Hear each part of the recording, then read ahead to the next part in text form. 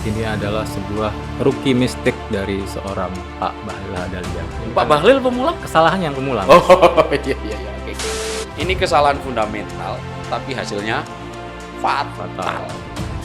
Saya jadi ingat ungkapan dari Benjamin Franklin, founding father Amerika. Beliau pernah menyatakan, if you fail to plan, you are planning to fail.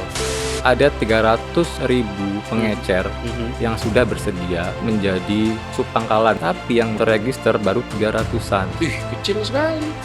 Dari pangkalan ke subpangkalan kan harganya di 12.750-an. Kemudian di lapangan ternyata harga dari gas melon ini itu ada yang sampai meleduk harganya di 35.000.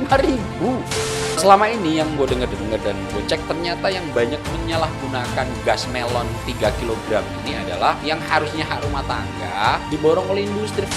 Siapa yang bandel, siapa yang double, siapa Bandel, yang double, siapa yang nggak patuh. Oh nggak patuh. Kemudian Statement Pak Prabowo. yang tidak bekerja untuk rakyat akan saya singkirkan. Biasanya isu reshuffle muncul itu terkait kinerja menteri. Nah nomor 2, biasanya reshuffle itu muncul dilatari terkait loyalitas, Cang. Pak Prabowo menyatakan dengan langsung di forum sebejar adalah NU, ormas terbesar itu, Cang. Kalau ini bukan ditujukan kepada pihak-pihak yang memiliki kekuatan berlebih, tentu Pak Prabowo nggak perlu pakai prolog. Sifat emulgator yang dimiliki Pak Prabowo ini yang gue lihat, kenapa akhirnya Pak Prabowo berhasil mengkonsolidasikan semua kekuatan politik itu. Emulgator yang dimiliki Pak Prabowo, amfifili itu banyak muka partikel yang Kimia politik, Bang. Terima kasih telah berkenan singgah di channel ini ya. Jangan lupa tekan tombol subscribe dan nyalakan lonceng notifikasinya. Selamat menyimak!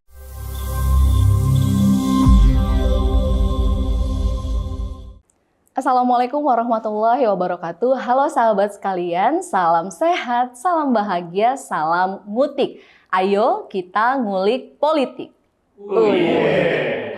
Ya, baik sahabat sekalian, satu pekan belakangan ini banyak sekali topik yang sedang menjadi sorotan, dan antara lain begitu ya, saya akan mencoba menjabarkan salah satunya yaitu polemik tata tertib DPR. Kemudian ada polemik gas 3 kg atau gas melon, dan ini juga menjadi cukup huru-hara begitu. Kemudian ada sidang peradilan dari Hasto Kristianto, efisiensi anggaran, dan juga yang isu yang sangat dekat sekali dengan kita adalah saat ini isu reshuffle. Nah, dua isu ini juga cukup menarik perhatian saya begitu. Dua isu tersebut antara lain ada isu reshuffle dan juga isu kelangkaan gas 3 kg. Di sini juga sudah hadir dua teman diskusi saya, ada Mas Saab tentu saja dan juga Mas Icang. Halo Mas Saab dan Mas Icang. Halo. Cang, gimana sehat? Masih waras, Mas. Oke, dijaga kewarasannya karena kita juga akan membahas isu yang tadi juga sempat saya sampaikan begitu ya Mas ya. Ada dua isu yang cukup menarik perhatian, yaitu isu reshuffle dan juga kelangkaan gas 3 kg. Nah, dua isu ini cukup munculnya begitu cukup berdekatan. Bahkan waktunya tuh hanya berselang beberapa hari saja begitu. Nah, mungkin yang ingin kemudian saya tanyakan, apakah dua isu ini berkaitan, dan pertanyaannya kemudian mungkinkah begitu dua isu ini tuh menjadi sebab akibat gitu loh Mas. Monggo. Pertanyaan menarik, Cang. Ini coba kita ulik. Lo punya apa? Oke, pertama-tama gue ngelihat ini adalah sebuah rookie mistake dari seorang Pak Bahlil Lahadalia, Mas. What? Rookie mistake. Apa itu? Kesalahan pemula, Mas. Ini Pak Bahlil pemula? Kesalahan yang pemula, Mas. Oh iya oke. Ini kan Coba istilah dari olahraga ketika seorang atlet baru memasuki gelanggang laga profesionalnya. Masih salah-salah dikit nggak apa-apa lah. Tapi kan Pak Bahlil kan bukan pemula sebenarnya. Beliau sudah ada di kabinet sudah 5 tahun terakhir kan ya. Cuman kesalahan dia menurut saya sangat-sangat fundamental. Apa itu yang fundamental? Ya kalau kita mundur ke belakang 100 hari Pak Prabowo kemarin, kita kan cukup optimis Mas ya, agak hopeful. Kalaupun ada salah-salah dikit ya masih bisa kita maklumi lah ya. Slip lidah, ada isu etika mungkin. Namun kali ini menurut gua ini sudah sistemik. What? Sistemik, Mas. Ini Maksudnya? kesalahan sistem yang sudah berdampak kepada masyarakat luas, yaitu Jadi agak berbeda menurut lo dari misalnya kesalahan-kesalahan kabinet Pak Prabowo yang dilakukan di awal-awal, misalnya ada fasilitas pribadi Ya. untuk lambang-lambang negara gitu maksud Ya. lo. Nah, perbedaan antara kesalahan di awal-awal pemerintahan kabinet Merah Putih dengan kalau lo yang tadi kan ini sistemik, artinya di sistemnya yang mengalami apa namanya letak kesalahan terhadap kebijakan ini. ya, Lo urai coba lebih lanjut. Lo ulik lebih lanjut. satu, sudah ada korban langsung, Mas, di Untuk? lapangan. Implementasi yang gagal ini. Oh iya, itu ada apa? Nenek-nenek yang ngantri, pulang, kemudian kelelahan dan meninggal dunia. Oke, Kalau iya. kita melihat kesalahan yang sebelum-sebelumnya, nggak langsung ngefek ke kita, Mas. Paling lebih ke kuping kita gatel doang ya. Iya, iya, Ngedengar iya. Pak Pigai ngomong Iya. yang agak-agak aneh itu kan. Betul. Pak Yandri gitu. Ya, kalau kemarin, kalau kita lihat di Tangerang kemarin itu, Neng Tia, Mas Aap, bapak sampai dia dengan nada agak marah bilang ke Pak Bahlil, Oh iya, ketika turun Menteri lapangan ya. SDM, dia mengatakan sebuah kalimat yang sangat dingin dan telak, Mas. Dalam. Ya, yaitu jangan ganggu kemiskinan saya. katanya. Wih, ngeri itu. Jangan ganggu kemiskinan saya. Itu kan buat gue itu sebuah mosi tidak percaya yang sangat literal, Mas. Sangat telak. Karena ini menurut gue adalah buah dari ketergesaan Pak Bahlil yang maunya cepat-cepat tapi tanpa rencana matang, Mas. Apa yang melatar belakangi dia tergesa-gesa, Jong? Kalau gue cek di rapat dengar pendapat dengan Komisi 12 di DPR beberapa hari yang lalu, beliau sebetulnya Pak Bahlil ini sudah menyadari bahwa tata kelola distribusi gas melon ini butuh waktu penyesuaian. Tapi dia pengennya cepat-cepat. Kayaknya rute lama diulang lagi gitu. Itulah. Bahkan gini, Mas, ini ada data yang gua cek ya. Ada surat menyurat Pertamina dan ESDM. Sebetulnya ada 300.000 pengecer yang sudah bersedia untuk menjadi apa istilahnya subpangkalan ya. Oh ya, yang Yes. akan diberikan harga pertama dari Pertamina. Yes. Tapi yang baru diproses baru 1.500-an, Mas. Ih, kecil sekali. Dan yang sudah terregister baru 300-an. Lebih kecil Artinya lagi. itu adalah 1/1000. Wih, 1/1000 dong. Bukan persen loh ya. Iya. 0,1%. Jadi dari 1000 yang ingin agar terverifikasi menjadi subpangkalan, baru satu yang kemudian sudah Yes. Wadahi. Makanya huru-hara ini terjadi. Bukan barang yang nggak ada, bukan. Tapi itu belum terregister dan belum boleh berjualan gas melon. Iya. Kemudian Mas, kalau misalnya dari penjelasannya Mas Icang begitu ya, lalu persoalan ini adanya di mana Mas? Ini makanya kalau Icang tadi kan udah teknikal ya, Neng. ya? Betul, apakah memang ada di distribusinya begitu? Nah, Bisa kalau nggak sih gue kalau- melihatnya sebetulnya ya, secara umum gue melihat Cang, sebetulnya niat untuk melakukan kebijakan ini cukup baik sebetulnya. Jadi ini ada dilatari oleh niat yang cukup baik untuk apa namanya subsidi yang sudah dikeluarkan pemerintah itu tepat sasaran gitu. Ini berdasarkan kalau gue ngerujuk penjelasannya Bu Sri Mulyani ini Menteri Keuangan, pemerintah itu menyediakan apa namanya pendanaan untuk satu tabung gas melon itu harganya sekitar 42.750 ya. Nah, kemudian dari harga ini ketika Pertamina menjual itu sampai ke dari pangkalan ke subpangkalan, kan harganya di 12.750-an. Berapa subsidi yang diberikan, Jang? Kan sekitar 36.000 kan? Ya. Nah, kalau 36.000 ini konversi secara keseluruhan subsidi LPG gas melon kan untuk 4,3 juta pemanfaat gitu. Nah, dari ini angkanya hampir 87 triliun loh. Nah, kalau kemudian di lapangan kita lihat ternyata harga dari gas melon ini itu ada yang sampai meleduk harganya di 35.000 untuk sampai ke tangan kita pengkonsumsi konsumen ini, ibu-ibu itu. Nah, dari harga 12.750 ya rata-rata di beberapa daerah agak cukup berbeda, punya variasi. Kira-kira paling maksimal kalau nggak salah 18.000 itu. HET-nya ya? Iya. Lah, bukan HET-nya. Bukan. Dari pangkalan ke subpangkalan, iya, dari tingkat iya. pengecer, Oke. itu paling tinggi ada 16.000, 18.000 ya.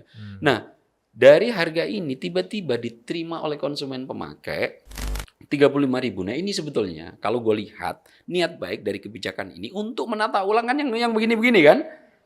Nah, kebijakan ini kalau secara falsafah apa yang akan dieksekusi ini sebetulnya niatnya baik, tulus, agar pemerintah yang sudah memberikan subsidi 36.000 ini itu betul-betul langsung bisa dinikmati.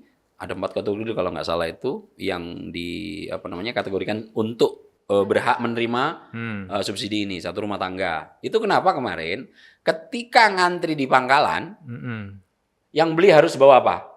KTP KK sama dan KTP untuk memverifikasi bahwa itu pengkonsumsinya adalah rumah tangga, bukan industri. Iya. Nah, selama ini yang gue dengar dan gue cek tuh, Jang, ternyata yang banyak menyalahgunakan gas melon 3 kg ini adalah mereka memborong yang harusnya hak rumah tangga, diborong oleh industri. Akhirnya apa?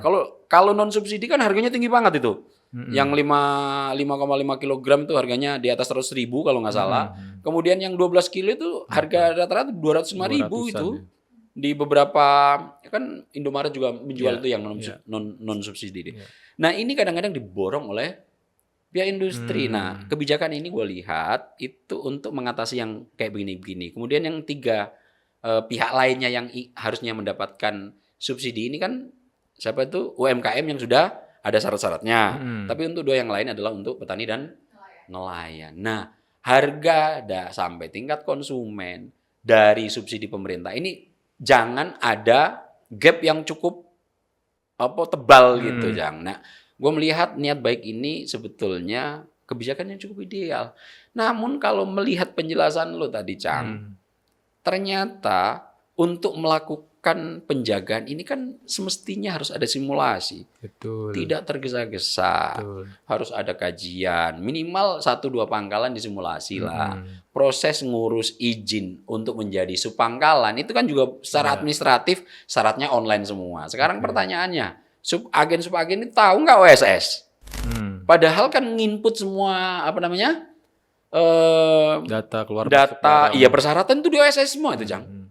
Tanpa itu tidak bisa diproses. Nah, yang kayak begini kan butuh panduan. Betul. Nah, itu kenapa kemudian gue melihat ketika tiba-tiba ini menciptakan, kalau bahasa lo, huru-hara tadi, kemudian Mas Icang menyebut sampai menimbulkan korban jiwa, ini udah tragis gitu. Nah, ternyata kalau merujuk pada ulikan dan pandang cara yang dikemukakan Icang, ini adalah buah dari ketergesa-gesaan. Iya. Ya kan? Betul. Belum juga ini mendapatkan dimatang secara kajiannya, simulasinya dan sosialisasinya. Kemudian ini tiba-tiba kebijakannya ini yang gue lihat nih, Cang, ya. Gue sandingkan dengan kenapa kemudian yang cukup reaktif itu adalah Sufmi Dasko Ahmad dan Pak Prabowo gitu. Karena kan Bang Dasko kalau nggak salah bilang ini bukan kebijakan Prabowo. Nah, gue lihat bukan kebijakan Prabowo itu dilitak ketergesa-gesaan itu kayaknya nih, Cang. Karena perintah Pak Prabowo nih yang gue lihat nih ya, subsidi harus tepat sasaran. Iya. Kan itu butuh penerjemahan, Cang. Betul. Menurut lo gimana? Tapi ini Mas, sebelum kita masuk lebih lanjut, gue malah tertarik untuk membahas kenapa lagi-lagi yang memveto itu harus Sufmi Dasko Ahmad, Mas. Sosok Sufmi Dasko. Yes, ini kan udah 2 kali ya. Yang pertama waktu Garuda Biru tentang revisi MK ya. Pilkada. Yang terakhir Garudanya udah hitam sekarang, Mas. Bahkan hashtagnya itu Indonesia Gelap. Muncullah lagi Sufmi Dasko Ahmad. Gue mempertanyakan apakah tepat pihak yang muncul di publik pertama kali untuk memveto policy ini adalah Bang Dasko, yang mana beliau adalah wakil ketua DPR, dan ketua harian Gerindra. Apakah pas itu bilik kamar dia untuk melakukan fungsi itu gitu loh? Iya, kalau gue lihat Cang ya, posisi Sufmi Dasko Ahmad ini, atau yang biasa ada julukan baru Don Dasko, Don Dasko, ya. itu sudah menjadi sudah menjadi Trademark ya. Iya, trademark dari Bang Dasko gitu. Di beberapa situasi politik nasional memang sempat dipertanyakan ya. Yang pertama waktu itu gue juga ingat tuh sempat dikritik tentang pengumuman Kabinet Merah Putih. Pada saat itu Yang banyak bertiga yang itu bertanya, ya. iya banyak yang mempertanyakan, Cang, kenapa sebelah kanannya adalah Gibran Rakabuming Raka Yes. dan sebelah kirinya adalah Sufmi Dasko Ahmad. Why? Nah, kalau gue lihat ketika itu cukup rasional karena Bang Dasko ini adalah menjadi sosok sentral untuk filterisasi, kemudian evaluasi terhadap kabinet-kabinet yang dari parpol ini. Gua dapat informasi semuanya itu memang harus melalui Sufmi Dasko Ahmad sebagai orang yang paling dipercaya Oke. Pak Prabowo gitu. Nah, ketika itu kan posisinya tim gugus strategis gitu. Oke. Yang salah satunya adalah mengevaluasi semua posisi-posisi penting yang akan ditempati di kabinet Oke. Merah Putih. Nah, waktu itu sebetulnya gue dapat informasi ini, Pak Prabowo minta langsung sebagai kepala tim transisi, gugus transisi itu yang juga salah satu tugasnya memilih tempat-tempat yang pas untuk masing-masing nama-nama yang dari partai koalisi ini. Sehingga Pak Prabowo meminta langsung untuk menemani. Pak Prabowo cuma bilang, kalau nanti ada apa-apa informasi penting, jadi langsung mendapatkan asupan informasi dari sosok terpenting yang kemudian mengelola itu. Nah, secara kenegaraan, waktu itu posisinya diminta Pak Prabowo sebagai tim kepala tim gugus transisi. Gugus transisi. Iya. Nah, itu kemudian banyak dipertanyaan. Sama halnya ini jadi kita bahas Bang Dasko. Nggak apa-apa. Tapi nggak apa-apa ya. Tapi nggak apa-apa, itu juga memang jadi banyak Ya. perhatian publik sih, Mas. Betul. Jadi Peran sentral Bang Dasko ya. iya, karena tapi saat sebelum pertanyaan ini gue lanjut, gue tambahkan yang pertanyaan ini Cang dulu. Oke. Nah, ini juga ketika peran gas melon nih huru-hara, ya kan, ini kan huru-hara nih sampai harus menimbulkan korban jiwa. Saya turut berduka cita ya. Kita harus turut berduka cita sama keluarga yang menjadi dampak dari kebijakan yang menurut lo tadi cukup tergesa-gesa lah, Cang. Ini juga dipertanyakan. Akan tetapi ketika itu DPR kan sehari sebelumnya atau sesaat sebelumnya itu melakukan RDP dengan Menteri SDM. Ya, Komisi 12 ya. Komisi 12. Nah, akhirnya hasil itu saat ini proses komunikasi yang bisa menjembatani untuk langsung direct ke Pak Prabowo ya Bang Dasko. Oke. Dan Pak Prabowo dan Bang Dasko ini saya lihat paham betul hal yang nggak membuat geram, nggak hanya Bang Dasko, saya juga pribadi agak cukup geram dengan kebijakan yang cukup tergesa-gesa ini. Itu kemudian mencoba untuk langsung mengkomunikasikan. Malam diskusi, pagi keluar instruksi untuk segera pengecer aktifkan kembali. Oke. Pengecer, coba bayangkan, Cang, untuk persoalan-persoalan masyarakat ini yang menimbulkan huru-hara dan juga korban jiwa, reaksi cepat kan harus sangat dibutuhkan kan. Dan sejauh ini ketika kemudian yang memunculkan apa tadi istilah lo, ultimatum apa? Veto. Veto, Mas. Veto ini dikeluarkan Sufmi Dasko Ahmad. Komunikasi dengan Pak Prabowo relatif lebih cepat, bukan relatif ya, sangat cepat. Sampai polemik hari ini ada, paginya perintah Pak Prabowo, instruksinya total, pengecer aktifkan kembali yang 2 hari sebelumnya kalau nggak salah ya, 2 hari apa 3 hari atau 1 hari sebelumnya di stop untuk tidak boleh lagi berjualan dan memaksa masyarakat datang ke pangkalan membawa apa? KTP dan KK. Oke, jadi maksud lo ini lo melihatnya sebagai derajat kegentingannya beda gitu. Derajat kegentingannya beda dan secara secara tugas Tugas DPR itu apa? Budgeting, Budgeting, kemudian apa lagi? Legislasi. Tapi secara konseptual umum, pengawasan. DPR itu adalah sebagai lembaga agregator dan artikulator masyarakat. Apa itu agregator dan artikulator? DPR itu dipilih oleh konstituen dapilnya masing-masing. Tugas utama dia secara hakikat adalah menyerap aspirasi, agregasi, belanja masalah masyarakat, kemudian mengartikulasikannya, memprosesnya untuk di follow up menjadi sebuah kebijakan. Bentuknya apa? Undang-undang.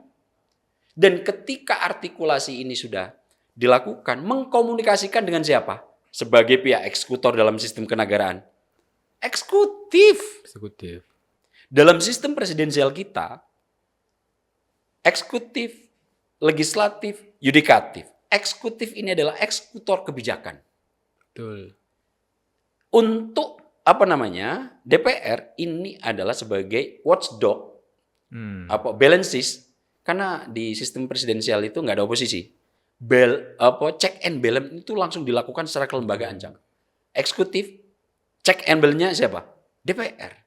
Makanya dia punya fungsi pengawasan. Di lain itu punya hak legislatif. Tapi yang paling penting, tugas DPR adalah melakukan agregasi dan artikulasi aspirasi masyarakat. Nah, perannya sebagai apa? DPR. Berarti lo mau bilang bahwa secara fungsi otoritas Bang Dasko sah-sah aja. Kalau secara tugas DPR, oke. Yang kedua, bidangnya pada soal politik. Kemudian ini telah menjadi situasi huru-hara. Respon cepat. Kalau gua malah mengapresiasi ini, Jang. Kenapa? Satu, di sektor di sektor kegentingan kemarin itu betul-betul cukup genting. Gas melon itu adalah kebutuhan hajat hidup orang banyak. Betul. Yang kebutuhannya daily. Ya, setuju Mas Al. Harian. Kalau air minum kita bisa ganti atau misalnya kita bisa masak gitu ya. Iya. Nah kalau misalnya gas, Ada substitusinya nggak? Ada penggantinya kalau kayu bakar balik lagi. minyak Misalnya tanah. kita mau kayak misalnya lo, Cang, bisa nyari kayu bakar secepat mungkin. Lo harus bikin tungku dan lain-lain di kosan misalnya atau di tempat rumah lo. Ya gue beruntung sih punya kompor listrik. Nah, Nah itu. Tapi kan kompor listrik nggak mungkin semuanya Betul, bisa kan Mas. terbatas Maksudnya pasti. dan kompor listrik untuk kalangan. tingkat ekonomi tengah bawah saat ini belum Iya. belum Terjangkau ya. memadai, Cang. Harganya relatif mahal dan listriknya juga besar kebutuhan. relatif cukup besar ketika mengangkat pertama Iya, itu. iya, Nah, yang kayak gini-gini juga masih belum belum ini. Nah, balik lagi ke pertanyaan lu tadi, apakah ini kenapa yang secara kelembagaan apa yang dilakukan Don Dasko ini sudah prosedural? On the Kalau track gue lihat atau enggak? Hah? On the track kah itu? on the track. Yang kedua, secara non prosedural, Pak Prabowo memang percaya sama Sufmi Dasko Ahmad sebagai Oke, berarti Ketua Harian semacam Partai memangkas Gerindra. birokrasi kah? Kalau ini secara birokrasi nggak ada yang dilangkai. Ketika DPR berkomunikasi dengan eksekutif, apa yang ditabrak? Misalnya, gue sempat terpikir kenapa ya nggak ngumumin itu jubir misalnya. Strategis, Jang. Ini yang Berarti veto. Kalau dilakukan kerjain orang lain, ntar salah lagi. Oke, berarti kembali ke ini ya, derajat kegentingan isunya ya. Betul.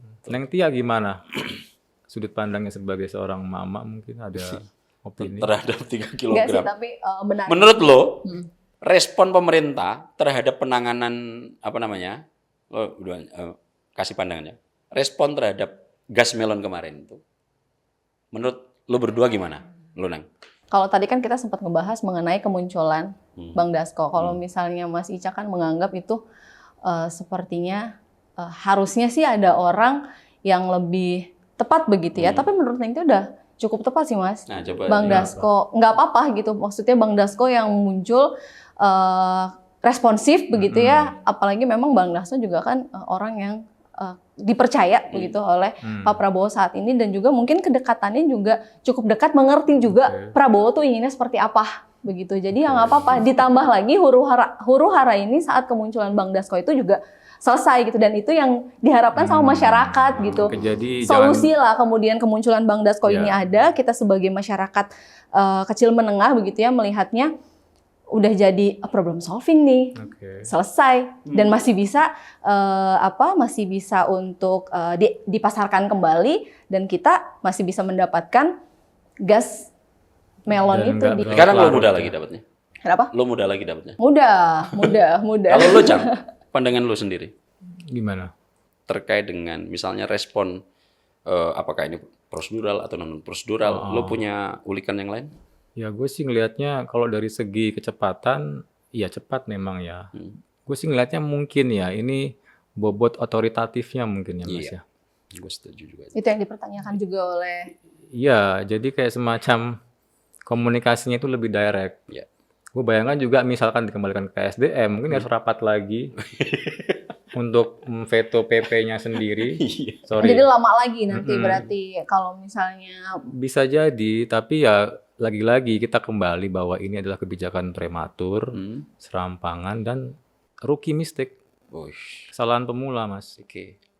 Dan Kesalahannya lu, tapi kan udah 5 tahun pernah di kabinet, Cang. Mas, Pak Bahlil ini kan seorang Korea sejati, Mas. Apa itu Korea Sejati? Korea Apa Sejati. istilahnya apa? Bambang Pacul? Ya, Oh, itu coba kan dari terangin, Cang. Mr. Coba Bambang ulik, Cang. Pacul ya, seorang Korea yang memang tipikalnya itu dia yang penting beres di lapangan, cepet. Tapi kadang kecepatan itu, Mas, mempengaruhi tingkat akurasi, Mas. Makin cepet, mungkin kita ngorbanin akurasi dong. Tapi kalau mau akurasi, mungkin cepatnya harus kita longgarkan. Tapi seandainya kita longgarkan pun kan tidak terlalu berisiko seperti ketika kita pangkas tanpa persiapan, Cang ya? Harusnya. Cuman yang gue tangkap waktu RDP dengan Komisi 12, Pak Bahlil sadar betul itu butuh penyesuaian. Tapi ini dugaan gue, Mas ya. Iya, apa? Alih-alih dia menggunakan kaidah ilmiah dalam perencanaan, dia menggunakan insting politik. Apa dalam pandangan lo insting politik yang digunakan yang dalam tanda kutip harus diulik? Ya sama itu dia, mungkin dia selama 5 tahun terakhir terbiasa dengan asal cepat, lo? asal beres. Oke. Bisa jadi vibe-nya ke bawah sampai sekarang, Mas. Yang kadang-kadang mungkin ada hal-hal yang harus agak-agak diabaikan, ditabrak-tabrak sedikit. Masih ke bawah mungkin di situ. Sebagai seorang Korea ya. Tapi kalau kita ngomongin ini ya, menurut lo nih, Cang, apakah ini ada hubungannya dengan statement Pak Prabowo yang kemudian kencang banget? Waduh, yang di Harlah NU bukan? Iya. siapa yang bandel, siapa yang dablek, siapa Bandel yang dablek, siapa yang nggak nurut ya? ya Terus apa siapa lagi? yang nggak patuh, Oh, nggak patuh. Patuh. siapa yang tidak mau ikut aturan besar dengan tuntutan rakyat, saya akan tindak. Itu Nah, statement kemudian Pak Prabowo. ditambah lagi, ketika doorstop yang tidak bekerja untuk rakyat akan saya singkirkan. Wah, 2 itu. kali. Jadi pas pidato itu yang dikutip tadi, lo kutip tuh, Neng. Nah, ketika doorstop keluar dari Harlah, statement itu diulang lagi. Siapa yang nggak bekerja untuk rakyat akan saya singkirkan. Keras sekali itu. Keras sekali. Nah, menurut lo ada kaitannya nggak itu? Kalau gue sih ngelihatnya mungkin ini semacam akumulasi ya. Kalau kekesalan Pak Prabowo, mungkin memang kalau yang sebelumnya masih bisa beliau tahan-tahan ya. Karena belum ada korban, Mas. Iya, iya. Lagi-lagi ini adalah program Pak Prabowo paling strategis ya. Selain pangan kan energi, Mas. Iya, setuju. Tata kelolanya sangat rumit, manajemennya segala macam. Terjadilah insiden kemarin, Mas ya. Dan gue sih cukup yakin ini sebuah kode keras dari Prabowo. Karena kalau sebelumnya kan pasti agak normatif ya. Kita akan terus evaluasi. Iya, iya, iya. Nggak dipakai lagi kata itu, Mas. Saya singkirkan. Kan. Itu udah literal dan udah langsung banget itu. Kalau lu gimana ngelihatnya, Mas? Nah, kalau gue nih ya, gue sempat mengamati coba isu-isu reshuffle muncul itu kira-kira latar belakangnya itu apa aja yang terjadi di Indonesia gitu. Nah, ada beberapa perkara yang bisa menjadi latar ya. Ketika isu reshuffle ini muncul biasanya dilatari oleh beberapa hal ini. Nomor 1, biasanya isu reshuffle muncul itu untuk latarnya terkait kinerja menteri. Kinerja yang pertama. Kalau kinerja menteri ada lagi sorotan gitu, biasanya dibarengi dengan isu reshuffle. Ada kinerja-kinerja menteri yang kurang perform, badan-badan atau lembaga atau lembaga-lembaga negara yang dipilih langsung oleh presiden gitu. Biasanya kalau kinerjanya dipertanyakan, tidak begitu dianggap akurat atau tergesa-gesa kayak gitu, itu pasti isu reshuffle akan muncul tuh. Nah, nomor 2, biasanya reshuffle itu muncul dilatari oleh adanya pertanyaan terkait loyalitas, Cang. Loyalitas. Iya. Nah kan dalam sistem presidensial seperti Indonesia dan Amerika nih, oke, dalam presidensial itu presiden itu diberikan hak istimewa, prerogatif namanya. Ini bahasa Latin yang artinya hak istimewa yang pertama gitu. Dia boleh melakukan apapun tanpa harus berdiskusi dan persetujuan pihak manapun. Itu kan presiden. Nah, ketika dia menunjuk para pembantu-pembantunya nanti untuk menjalankan roda pemerintahan, maka loyalitas menjadi syarat utama. Nah, ketika ini dipertanyakan, biasanya akan menjadi pemantik latar kenapa kemudian isu. Iya, sebentar sebelum lalu lanjut, aku jadi ingat ngomongin loyalitas, kayaknya juga lagi-lagi kita sebut Bang Dasko, sempat ada statement ada yang tidak seirama. Apakah itu juga sebuah kode untuk Pak Bahlil? Nah, kalau kita melihat baru dua perkara aja tadi yang gue sebut. Yang pertama apa? Isu reshuffle muncul, kinerja menteri. Yang kedua soal loyalitas. Dua hal ini sepertinya kenapa Pak Prabowo kemudian mengeluarkan pernyataan yang begitu keras? Dua latar ini ada, menurut gua, Jang ya. Menurut lo ada kan? Ya nyambung sih. Ya nyambung kan. Nah, nomor 3 biasanya isu reshuffle muncul itu kalau ada pergeseran arah kebijakan. Ya itu kan juga statement itu dikeluarkan ketika wawancara mengenai isu LPG juga kan. Betul. Momennya kan persis sama. Persis sama. Bukan lagi ngebahas hal lain itu Mas. Ya kan. Cuma ini juga akumulasi untuk peringatan yang lain. Nah, yang keempat itu biasanya isu reshuffle itu nongol itu kalau ada kocok ulang atau perubahan restrukturisasi kabinet. Siapa koalisi yang masuk, berarti siapa ini yang keluar. Konfigurasi politik ya. Iya, tapi di 2 ketiga kan gue lihat nggak ada nih. Ya kan, ada kocok ulang kabinet enggak. Ya mungkin kalau seandainya isu kita masukkan PDIP yang akan masuk bergabung, apakah ini kemudian harus mengeluarkan salah satu di antara kekuatan politik yang ada? Gue lihat tanda-tandanya tidak dalam waktu dekat ini gitu loh. Bukan ya kan? Itu ya. Nah, kalau gue lihat kan 2 variabel pertama tadi, tidak seirama dan tidak selaras. Kemudian ada kinerja yang dipertanyakan gitu. Variabel ini yang kemudian gue lihat sebagai pemantik utama. Kenapa Pak Prabowo begitu geram luar biasa? Kalimatnya disingkirkan lagi-lagi. Pilihan diksinya itu jarang diksi yang tidak biasa. Itu. Iya, Cang. Nah, melihat ini agak cukup bisa dipahami kenapa kemudian Pak Prabowo bisa segeram itu. Sebelum itu juga ada pagar makan lautan gitu. Ya. Itu kemudian, sementara teredam dulu itu. Iya, tapi kan yang lain-lain kan bukan dalam sektor kebijakan. Gua agak tertarik tadi untuk memperdalam konsep lo itu tadi, Cang. Bahwa di awal-awal pemerintahan Pak Prabowo kan kesalahannya itu soal etis lah ya, soal soal personal yang tidak sistemik. Kalau sistemik, gua akan lebih memilih sangat prosedur dalam kebijakan, eksekusi kebijakan sebuah negara gitu.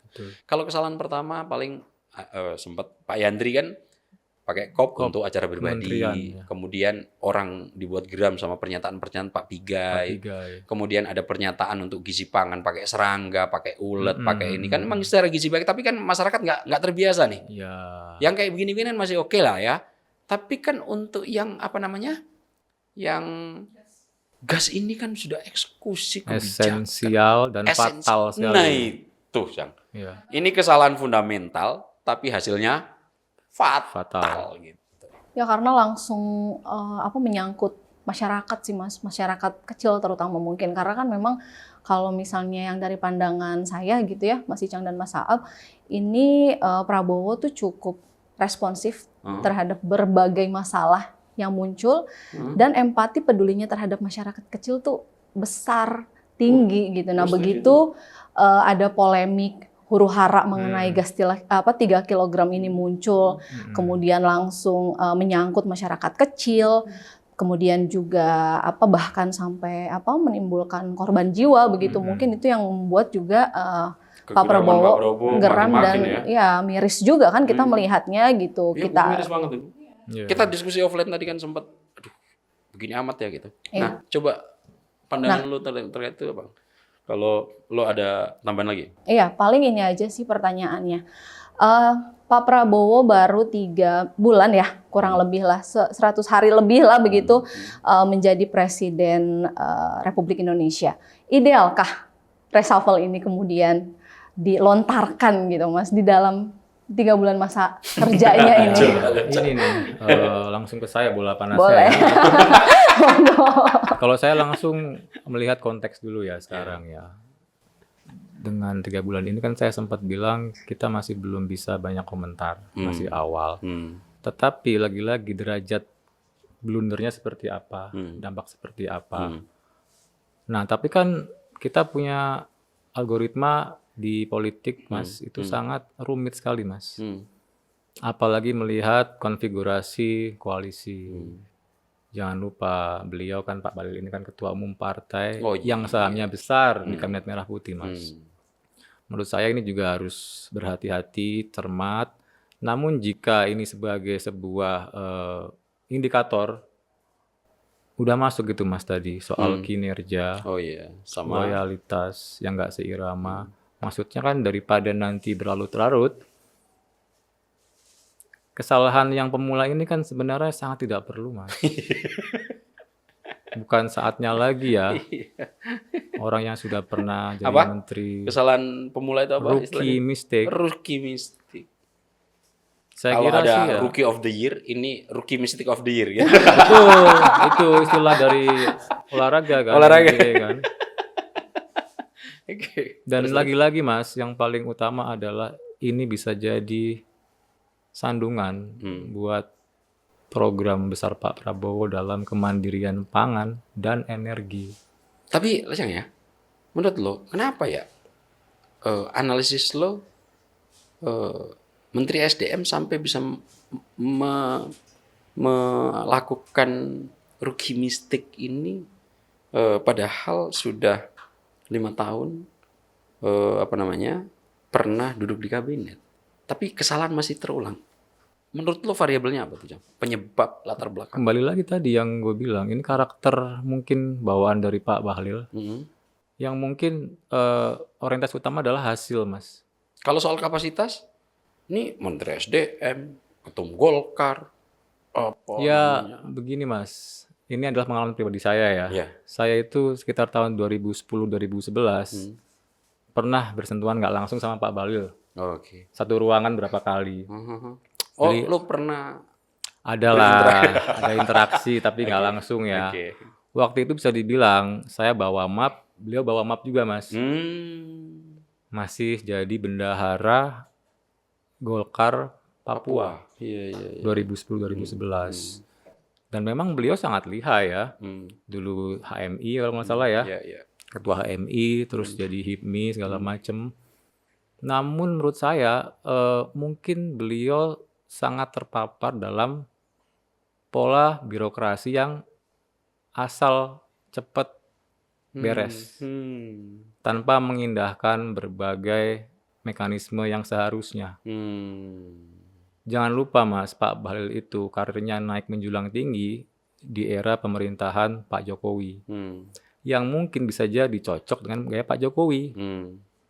Sementara Pak Prabowo yang saya lihat masih ada sisi meritokrasinya. Dan saya gue nggak tahu ya, apakah waktu pidato Pak Prabowo waktu di HUT Golkar yang sempat bilang Pak Bahlil, saya nggak tahu dari kampus mana. Itu di HUT Golkar juga. Itu apakah banyak ada yang mengatakan itu insinuatif yang dilakukan Pak Prabowo kepada Pak Bahlil. Tafsiran seperti itu. Yang lain kan lulusan Harvard, Yale segala macam kan. Dan memang ya gue harus. Tapi Pak Prabowo ngakuin dia hebat loh. Oh betul, itu kan nggak nyampe berapa, 15 tahun Ah. dari sama-sama bawa map, gue masih gini-gini aja, jadi menteri dia. Iya.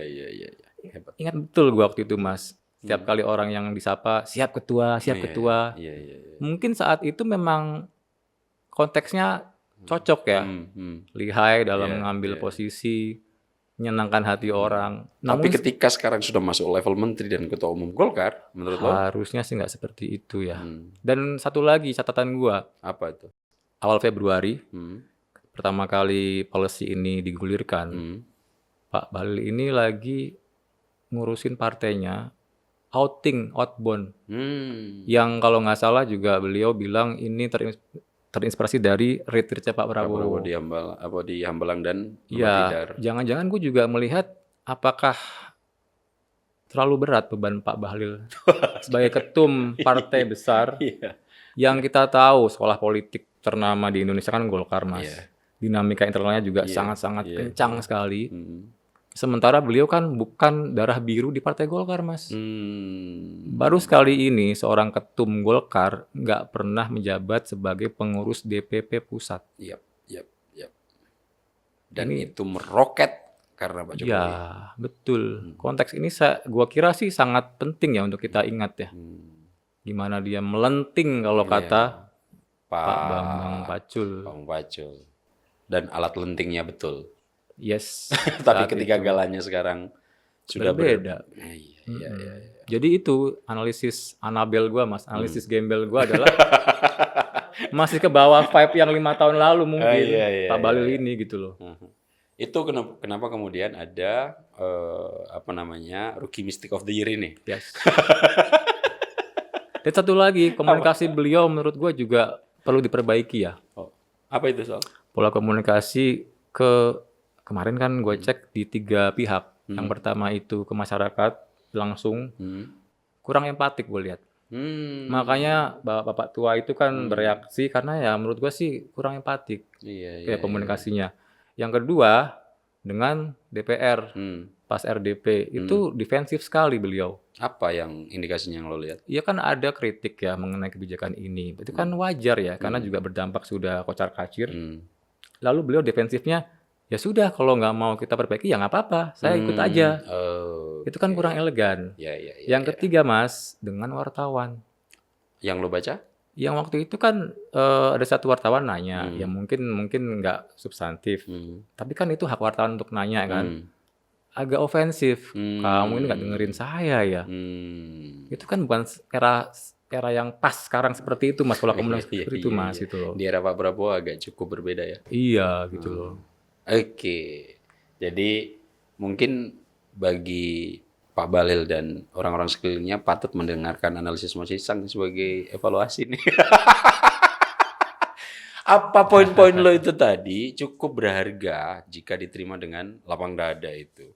Sehingga ke depan Rookie Mystic ini tidak lagi of the year gitu. Jangan Yes. diulang-ulang, ini cukup pertama dan terakhir. Nah, berarti secara keseluruhan kalau lu melihat gas melon, kemudian dengan adanya reaksi Pak Prabowo yang tiba-tiba loh ini, ngukur Pak Prabowo ini kan gampang nih.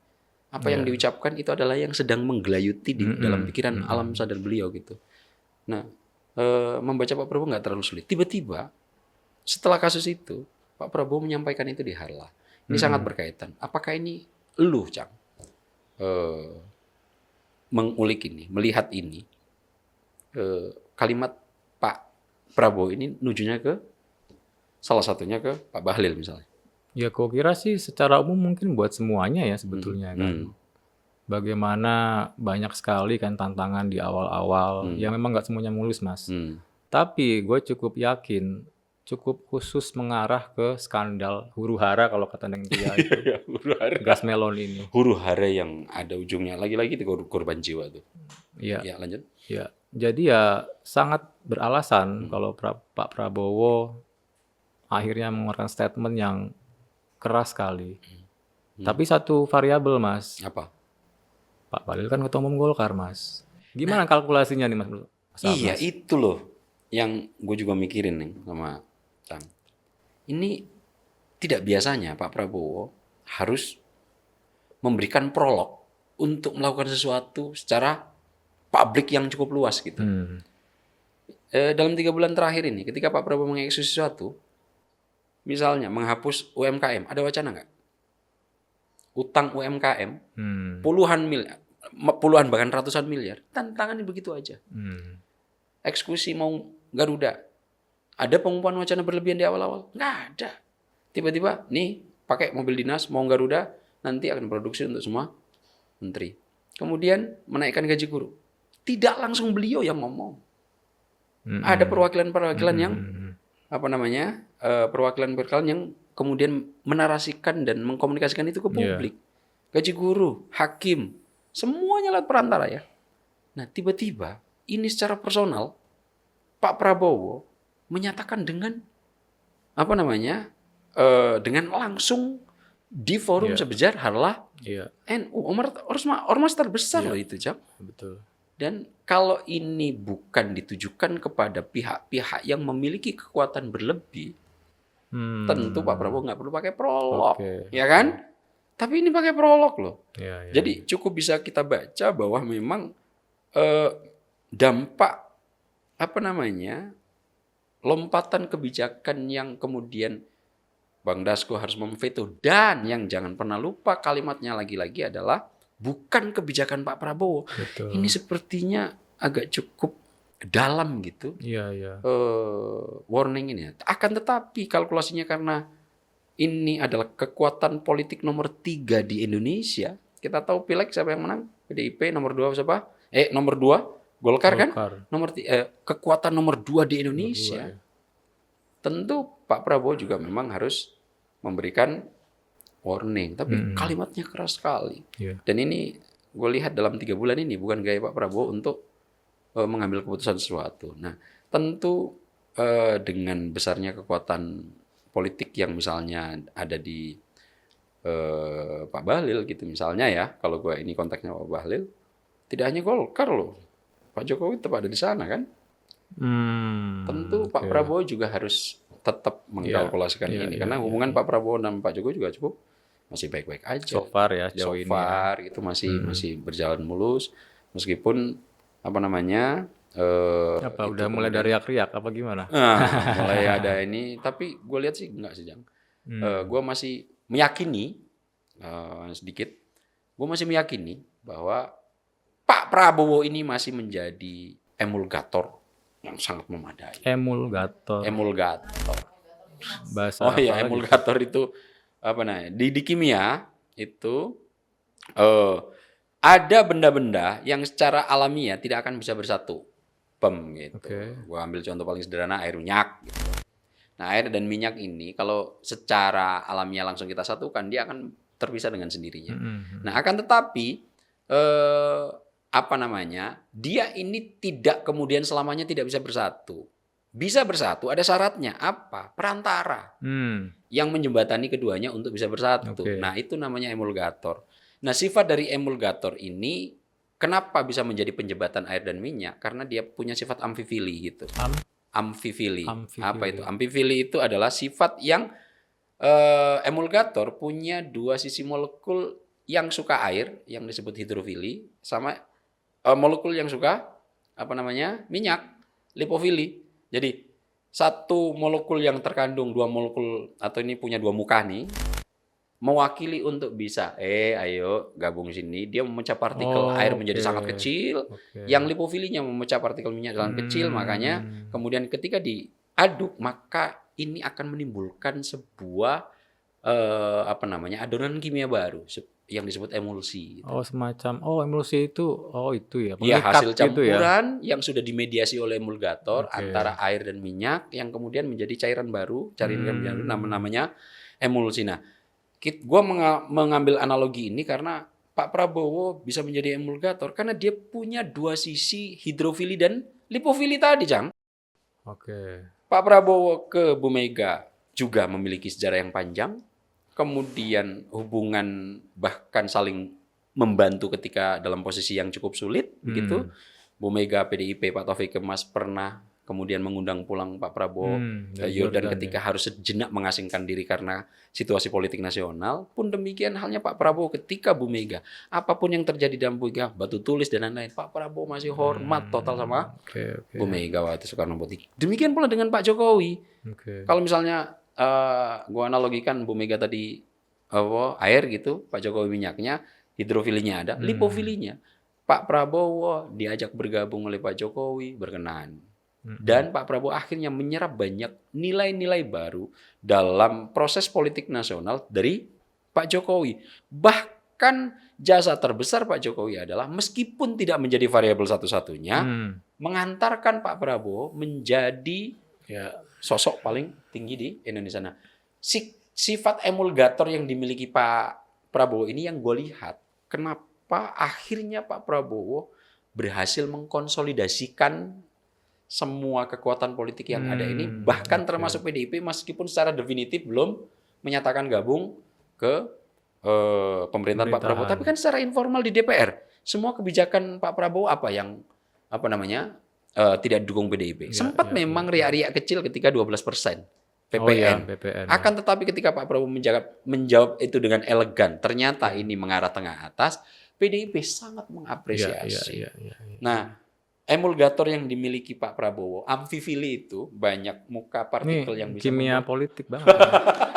aliran baru ini, kimia politik. Nah, gue lihat yang bisa menjembatani semua kekuatan-kekuatan politik ini. Akan tetapi kalau merujuk lagi nih mau reshuffle atau kan dari pernyataan, tapi Pak Prabowo gue lihat ya Cang ya, tidak cukup segan nanti harus mengubah amfifili ini menjadi sesuatu yang agak berbeda gitu. Dengan kalimat menyingkirkan. Ini kan kalimat yang sudah tidak mengandung sifat amfifili lagi, Cang. Nah, karena kekuatannya itu yang sepertinya yang diingatkan Pak Prabowo, kekuatan politiknya agak cukup baik. Mungkin Pak Prabowo memikir, oke lah, kau boleh punya agenda politik, kau boleh punya agenda ekonomi, kalau punya agenda pribadi, tapi untuk kesejahteraan masyarakat, ayolah sevisi lagi. Makanya itu kemudian yang gue lihat ya, yang kemudian disentil sama Don Dasko tidak seirama. Tidak seirama. Nah, kalau gue melihat secara keseluruhan begitu, Cang. Kalau lo terakhir? Ya ini mungkin ke Pak Bahlil ya, lagi-lagi ya. Ya apa ya, saya jadi ingat ungkapan dari Benjamin Franklin. Apa itu? Founding Father Amerika yang di $100 itu, Mas. Oh iya.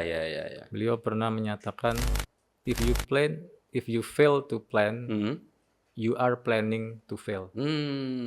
Coba jelaskan secara lebih sederhana, Cang. Jika engkau gagal dalam berencana, engkau sedang merencanakan kegagalan.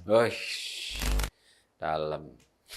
Udah, mungkin closing gue itu aja sih, teknik gue sih itu sih. Closingnya itu. Makanya ini yang dengerin pihak-pihak tadi tuh patut panggil lu tuh. Ya, apa sih yang ingin engkau buktikan Pak Bahlil gitu kan.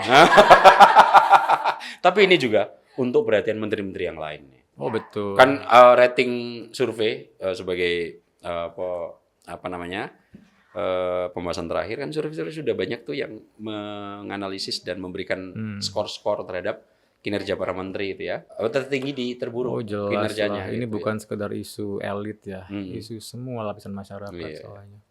Oke. Baik Mas Saab dan juga Mas Icang, terima kasih banyak atas penjelasannya untuk topik kali ini, dan sahabat sekalian, kita juga akan membahas kembali topik-topik menarik lainnya di kesempatan mendatang.